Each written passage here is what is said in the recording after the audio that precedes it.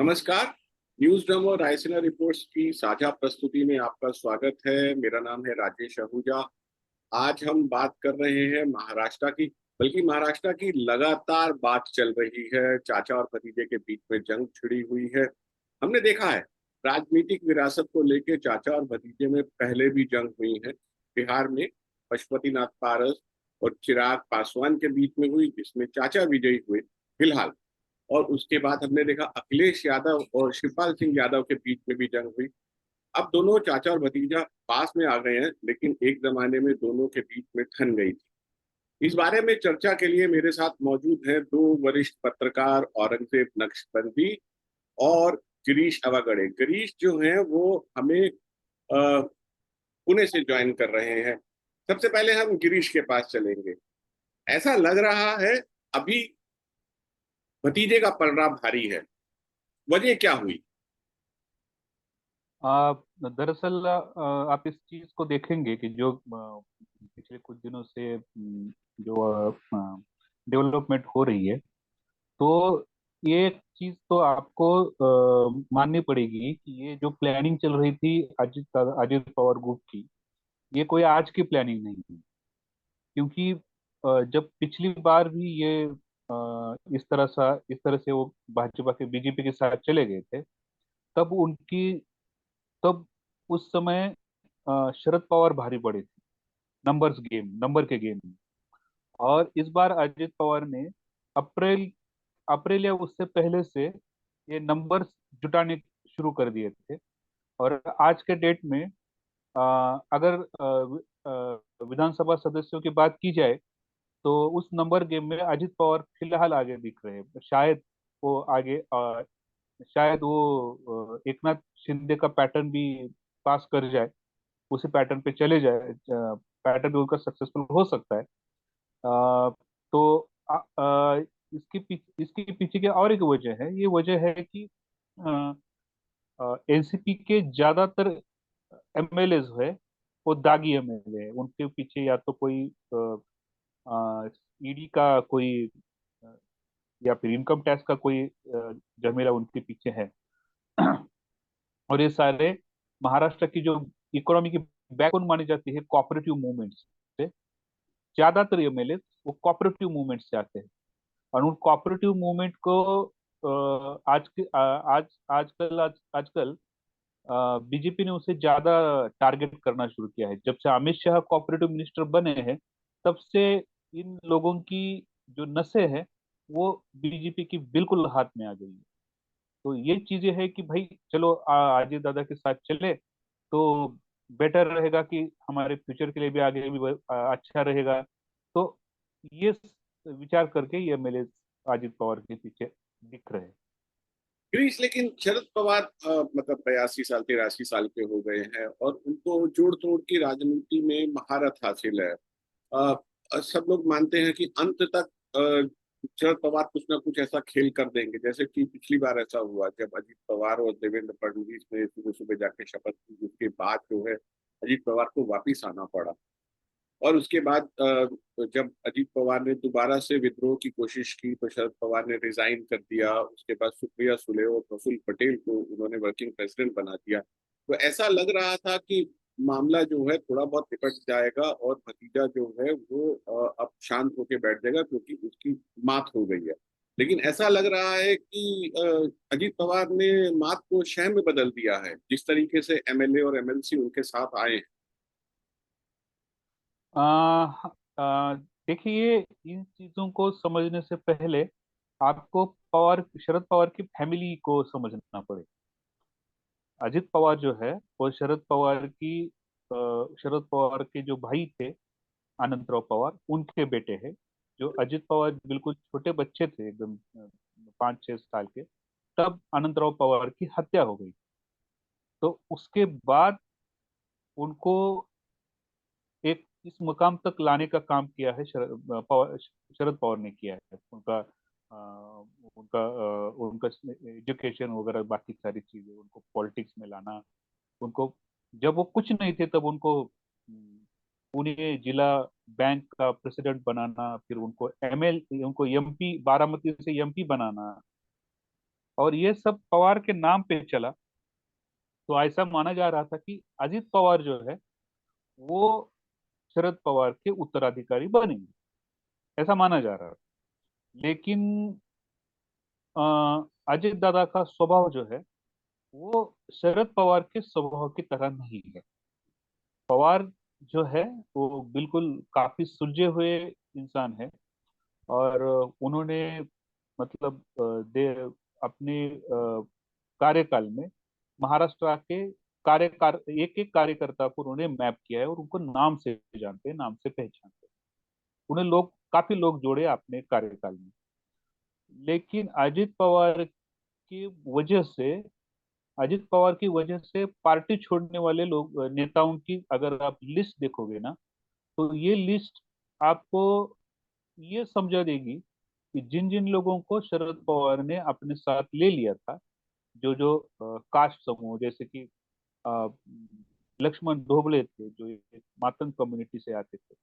गणेश नाइक हुआ करते थे, कभी वो आगरी समाज के यहाँ से आते थे।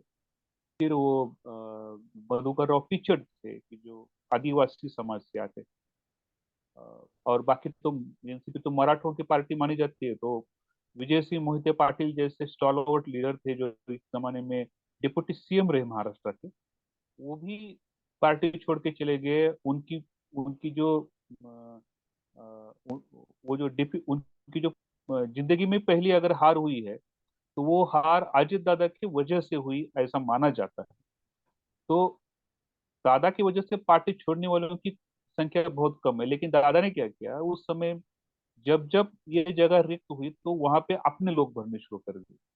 तो दादा 20-25 साल में एक अपना गुट पार्टी में बना रहे।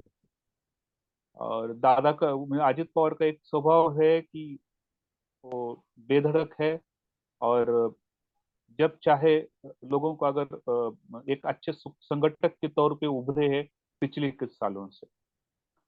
तो दादा एक नए पीढ़ी के प्रतिनिधि के रूप में महाराष्ट्र में पॉपुलर हो गए हैं, हुए थे।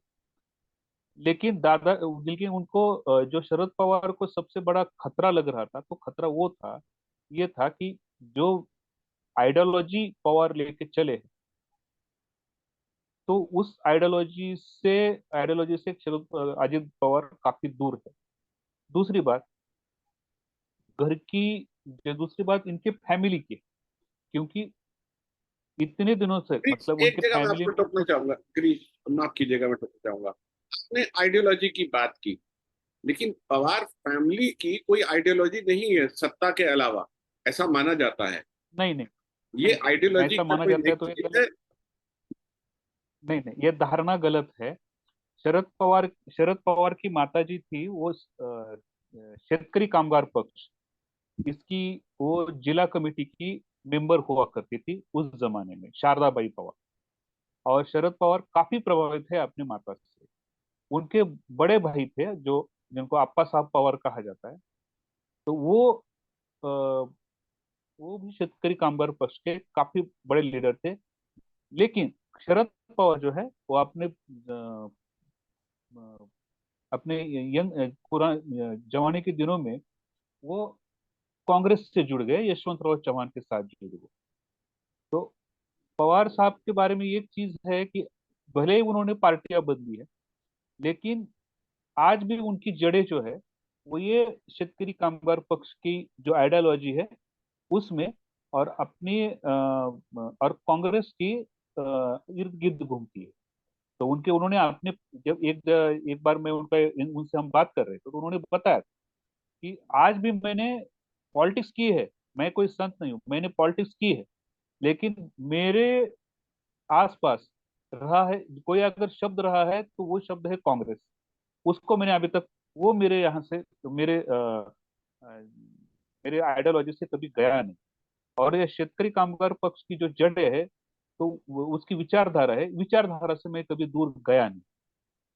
तो हाँ, लेकिन उस जो समय समय पे भी कुछ अंडरस्टैंडिंग करनी पड़ती है, तो हमने अंडरस्टैंडिंग की है।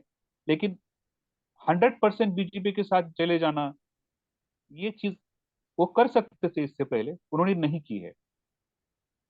मैं औरंगजेब को चर्चा में लाना चाहूंगा। औरंगजेब, आप अपना माइक ऑन कर लीजिए। आपका औरंगजेब, गिरीश ने बहुत ही अहम बात बोली। गिरीश ने कहा कि अ, जड़ें जो हैं वो उनसे शरद पवार बहुत ज्यादा दूर नहीं गए, लेकिन जो उनके बारे में दिल्ली में और महाराष्ट्र से बाहर और यहाँ तक कि पुणे और बारामती से बाहर जो पूरे महाराष्ट्र में धारणा है, उन्होंने अपने मेंटर को दगा देकर चीफ मिनिस्टर की पोस्ट हासिल किया। उसके बाद पहले भी बात कर रहे थे कि उन्होंने सोनिया गांधी के विदेशी मुल्क के मुद्दे पर कांग्रेस छोड़ी और बाद में कांग्रेस के साथ ही सरकार बनाई। अ, ये सब जो है, जो जो गिरीश कह रहे हैं, आप उनसे सहमत हैं? देखिए राजेश, आप ये देखिए कि जो घटनाक्रम हुए 2019 में, जो गिरीश बता रहे थे कि जैसे अजीत पवार चले गए और वापस, देखिए उस टाइम पे मैं हैरान था कि शरद पवार ने कोई एक्शन नहीं लिया। अगर अजीत पवार ऐसा कर चुके थे उस टाइम, तो वो दोबारा भी करने वाले होंगे। ये कोई आम आदमी भी वहां बात कर रहा था कि ये अचानक ऐसा नहीं हुआ कि वो कोई उनकी याददाश्त खो गई थी अजीत पवार के और वो चले गए देवेंद्र फडणवीस के यहाँ और रातों रात उन्होंने ओथ लिया। ऐसा कुछ होता नहीं है।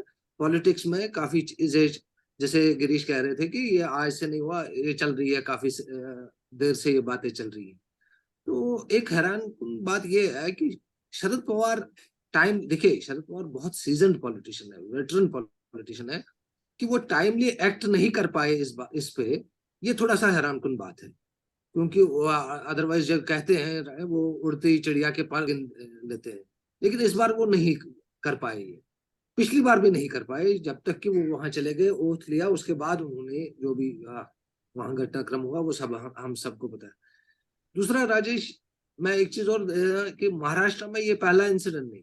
आप देखेंगे शिवसेना के साथ भी यही, बाला साहब ठाकरे ने राज ठाकरे को अपना जानशीन मान ऐसे चलाया था कि वही होंगे उनके पॉलिटिकल हेयर, लेकिन ऐसा हुआ नहीं। अंत में उन्होंने अपने बेटे को ही कमान सौंप दी।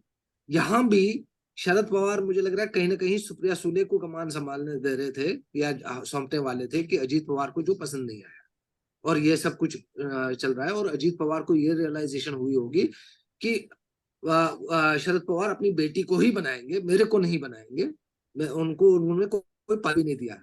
पिछले कई दिनों से ये चल रहा था कि मुझे कोई पद देना चाहिए था, ये करना चाहिए। हो सकता है शरद पवार के दिमाग में कुछ बात और हो कि ये शायद पार्टी ही लेके चली जाए, कुछ ऐसा चल रहा है। रही बात आइडियोलॉजी की, जो गिरीश कह रहे हैं, मैं मानने को तैयार हूँ। बहुत मुझे बड़ा, मेरे ये नहीं मानने को तैयार हूं मैं कि इतनी जल्दी वो अपना, देखे इस एज पे वो अपने वो पुरानी आइडियोलॉजी छोड़ के दूसरी आइडियोलॉजी की तरफ जाए। बड़ा मुश्किल है ये इस एज पे। यंग होते तो मान जाते, सुप्रिया सुले ऐसे करे तो मान जाएंगे, लेकिन शरद पवार देखिए 83 इयर्स के हैं और इस पड़ाव पे ऐसा ऐसी पलटी मारना पॉलिटिक्स में इम्पॉसिबल नहीं है, लेकिन एक अपने उस उनके लिए जो उनकी एक इमेज है, उनके लिए बहुत मुझे नहीं लग रहा है ये ठीक बात होगी, या अगर ऐसा होता तो ऐसा ठीक बात रहती। जी राजेश। औरंगजेब, एक चीज और, आज एनसीपी की, शरद पवार गुट की कार्यकारिणी की मीटिंग है, दिल्ली में है, तो उसमें क्या संभावनाएं हैं, क्या हो सकता है? देखिए वर्किंग कमेटी में एक रेजोल्यूशन आ जाएगा, जो मुझे लग रहा है संभव था कि जिसमें ये जो गुट है, इनको जितने भी एमएलए जिन्होंने कल डिफाई की व्हिप, उसको उनको सैक किया जाएगा। ये भी मुझे लग रहा है काफी पेचीदा मामला हो जाएगा। अब अगर उनकी डिस्क्वालिफिकेशन के लिए आपने स्पीकर से उनका वो कर दिया, अप्रोच किया, तो बाद में बॉल स्पीकर के कोर्ट में रहेगी, कब वो फैसला लेंगे इस पे, कब वो होगा। क्योंकि अब आप ये मान के चलिए कि 10 और ये 7 महीने, 17 महीने, 17-18 महीने रहे हैं महाराष्ट्र असेंबली चुनाव। हो सकता है कि महाराष्ट्र के चुनाव लोकसभा के साथ ही हो जाए, वो अलग बात है। लेकिन अब ये लंबा चलेगा, कोर्ट में भी जा सकता है कि जैसे हमने देखा अभी शिंदे ने कैसे किया, ये जो शिवसेना के साथ हुआ, शिंदे ग्रुप ने फिर क्लेम कर दिया उद्धव ठाकरे, और अल्टीमेटली कोर्ट ने फिर वो इन्होंने इलेक्शन कमीशन ने उनके फेवर में कर दिया। और कोर्ट ने स्पीकर को बोला कि आप डिस्क्वालीफाई के वो मुद्दे को आप हैंडल कर लो। तो ये काफी लंबी प्रक्रिया चलेगी, जो मुझे लग रहा है इतना आसान नहीं है। दोनों गुट क्लेम कर रहे हैं कि वो असली एनसीपी हैं। ये कौन तय करेगा, कैसे तय होगा, ये अभी कहना बड़ा मुश्किल है, क्योंकि कई चीजें इसमें इफ्स एंड बट्स हैं, कई लूप होल्स हैं जिनका फायदा उठाएंगे दोनों गुट और अपना क्लेम करेंगे। वो देखने वाली बात है अब क्या होगा इसमें, राजेश। गिरीश, अजीत पवार की बगावत को लेकर बहुत सारी धारणाएं थी। एक धारणा ये थी कि अ, शरद पवार और अजीत पवार की मिली भगत में ये नूरा कुश्ती चल रही है, WWF किस्म की। अ, दोनों पक्ष जानते हैं कि क्या होने वाला है, लेकिन अब लगता है कि एक लाइन ड्रॉ हो गई है। शरद पवार ने एक लाइन ड्रॉ कर दिया है, आइडियोलॉजी को लेकर लाइन ड्रॉ कर दिया है। और ऐसी क्या अहम बात है जो इस मौके पर शरद पवार जो हैं आइडियोलॉजी को लेकर इतने अड़ गए हैं? और जैसा औरंगजेब ने कहा कि इस उम्र में उनको लगता है कि अब वो ऐसी कोई पलटी मारेंगे, आइडियोलॉजिकल पलटी मारेंगे, मुश्किल है। क्या ये सिर्फ उम्र की बात है, या शरद पवार को ये लगता है कि उनकी राजनीति, जो जिस तरीके की राजनीति वो करते आए हैं, वो बीजेपी के बाहर ही संभव है? आपने जो लास्ट वाली लाइन अभी बोली कि जिस तरीके की राजनीति वो करते आ रहे हैं वो बीजेपी की बाहर ही संभव है, ये बात सही है। क्योंकि बीजेपी की जो अभी नई वाली बीजेपी है, अगर वो पुराने वाली बीजेपी होती तो शायद पवार उनके साथ चले जाते, उनको कोई दिक्कत नहीं थी उसमें। लेकिन अभी जो नई बीजेपी 2014 के बाद उभरी है, तो उसके साथ जाना शरद पवार को मंजूर नहीं है, नंबर एक। नंबर दो, ये अभी जो शरद पवार और अजित पवार के बीच में जो मामला चल रहा है, ये खाली सिर्फ आइडियोलॉजी को लेकर नहीं है। ये बड़े खेत के साथ कहा जाता है कि एक बोलना चाहूंगा कि ये घर का मामला भी है। घर का मामला भी है, क्योंकि पिछली बार जब अजित पवार के बेटे पार्थ जब मावल में लोकसभा की चुनाव हारे थे, तब से ये लाइन दोनों के बीच में ये ड्रॉ हो गई थी। कभी अजित पवार जीतते थे, कभी शरद पवार जीतते थे, ये आंदोलन ही चल रहा था। लेकिन फर्स्ट टाइम अजित पवार ने एक एक बड़ा अहम कदम उठाया इस बार। ये दूसरी बार है, शायद फर्स्ट टाइम नहीं, दूसरी बार बहुत बड़ा कदम उठाया, और ये कदम उन्होंने काफी रिस्क रिस्क लेके उठाया। वो जानते हैं कि आज भी शरद पवार महाराष्ट्र के सबसे बड़े लोकप्रिय नेता है, आज भी। जितनी लोकप्रियता बाला साहब ठाकरे की थी, शायद उससे आसपास उससे भी ज्यादा शरद पवार लोकप्रिय है। अजित पवार हो या फिर उनके साथ गए हुए जो बाकी के छत्रप नेता हो, या फिर फडणवीस हो, एकनाथ शिंदे हो, वो अपने अपने जिले तक सीमित। जो पूरे महाराष्ट्र की जनता को प्रभावित करे ऐसा नेतृत्व ना ये तीनों पार्टियों के पास अभी फिलहाल नहीं है। तो शरद पवार को इस तरह से चारों तरफ से घेरना, ये अजित पवार ने बहुत बड़ा रिस्क इस टाइम उठाया है। ये जितना मेरी जानकारी है, शायद उतनी जानकारी के अनुसार अजित पवार के बेटे, उनके दो अजित पवार के दोनों बेटे, और जो वो बेटे जो थे, वो सुप्रिया सुले को कार्याध्यक्ष बनाने के लेकर काफी नाराज चल रहे थे, खुद अजित पवार भी। और जब से वो कार्य सुप्रिया सुले कार्याध्यक्ष बनी है, उन्होंने अजित दादा का नाम भी नहीं लिया था कई जगह, कई कार्यक्रमों में। तो थोड़ा सा ये भी जरा सा अटपटा सा हुआ था। दादा इससे भी काफी नाराज चल रहे थे अजित पवार, और उन्होंने ये कदम ले लिया है। गिरीश, एक चीज ये और। राजेश, मैं यहाँ कुछ कहना चाहता हूँ।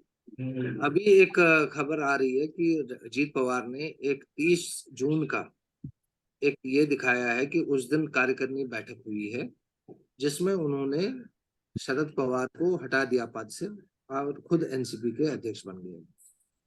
अब ये क्या है, क्या इसमें किस चीज का संज्ञान लेंगे जो रेलेवेंट बॉडीज हैं। तो एक बड़ा ये महत्वपूर्ण घटनाक्रम हुआ है। अभी उन्होंने कोई दिखाया है कि 30 जून को उन्होंने कार्यकारिणी की बैठक बुला के उसमें सारे थे, और शरद पवार को हटा के खुद को एनसीपी का अध्यक्ष बना दिया।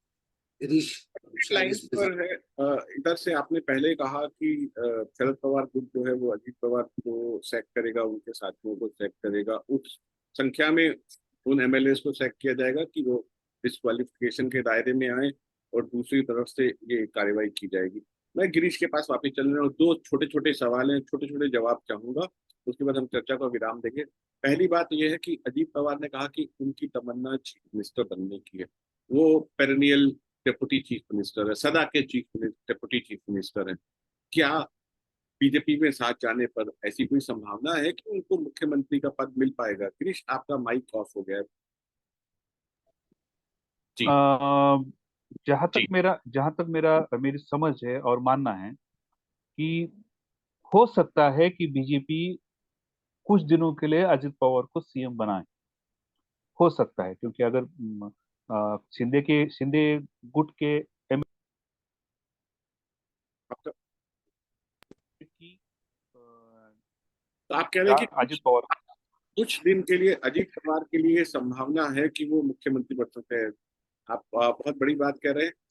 अब इसी से जुड़ा हुआ दूसरा सवाल ये है कि अब एकनाथ शिंदे का क्या होगा? बीजेपी बहुत परेशान थी एकनाथ शिंदे से, बहुत उनके आपस में बहुत तनातनी चल रही थी, और लगता है कि अब जो है एकनाथ शिंदे की अजीत पवार के आने के बाद इतनी अहमियत नहीं रह जाएगी। क्या शिंदे, अगर मान लीजिए बीजेपी, आप कह रहे हैं कि अजीत पवार जो है मुख्यमंत्री बन सकते हैं, तो शिंदे किस हद तक जाएंगे?